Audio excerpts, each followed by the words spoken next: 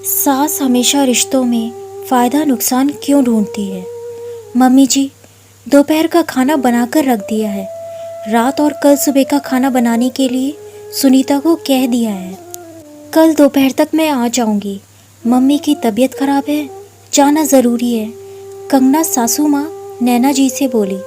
ये क्या बहू, हमेशा हमेशा तुम मायके ही जाती रहोगी तो यहाँ की जिम्मेदारियाँ कैसे निभाओगी। तुम्हारी माँ को भी सोचना चाहिए, बेटी के ससुराल में भी काम होता है। ज़रा सी तबीयत खराब हुई नहीं कि झट से तुम्हें बुला लेती है। एक शहर में है तो क्या हुआ, हर घर में काम होता है।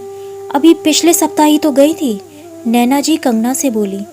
मम्मी जी, मम्मी की तबीयत खराब है तो मैं जाती हूँ। वैसे भी कौन सी जिम्मेदारी यहाँ की मैं नहीं निभाती हूँ। जो भी काम है पूरा करके जाती हूँ। सिर्फ एक दो समय का खाना बनाना रहता है, उसके लिए सुनीता को कहकर जाती हूँ। वो मेरी मम्मी है, उनके प्रति भी तो मेरा कोई फ़र्ज़ है। तो क्या हमारे नसीब में नौकर के हाथ का खाना ही लिखा है। तुम्हारा भाई भी तो है, उसे भी तो अपना फ़र्ज़ याद रखना चाहिए। तुम्हारा फ़ायदा ही क्या होगा। इस तरह तुम दौड़ दौड़ कर माँ की सेवा करती हो, लेकिन तुम्हारी माँ के पास जो भी है होगा तो बेटे का ही ना। तो फिर इस तरह तुम्हें परेशान होकर क्या फ़ायदा। कैसी बात कर रही हैं मम्मी जी, मेरा भाई दूसरे शहर में रहता है, वो मेरी तरह बार बार नहीं आ सकता। फिर माँ की सेवा में नफ़ा नुकसान कैसा। बचपन में जब मैं बीमार पड़ती थी तो मेरी माँ ये सोचकर तो मुझे नहीं छोड़ देती होगी ना कि इसका इलाज कराकर क्या फ़ायदा। ये तो एक दिन मुझे छोड़कर ससुराल चली जाएगी।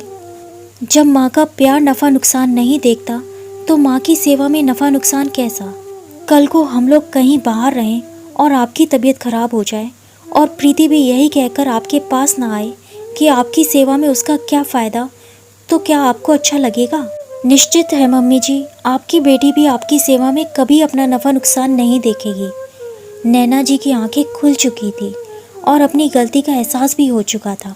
कंगना से बोली, अब जल्दी जाओ बहू, तुम्हारी माँ को तुम्हारी ज़रूरत है। हम लोग एक दो समय सुनीता के हाथ का खाना खा सकते हैं। दोस्तों, हर चीज़ में नफ़ा नुकसान नहीं देखा जाता। जहाँ रिश्ते की बात हो उसमें तो बिल्कुल ही नहीं। अगर आप भी कंगना की तरह अपनी माँ से सच्चा प्यार करते हैं तो प्लीज़ मेरे चैनल को सब्सक्राइब कीजिए। धन्यवाद।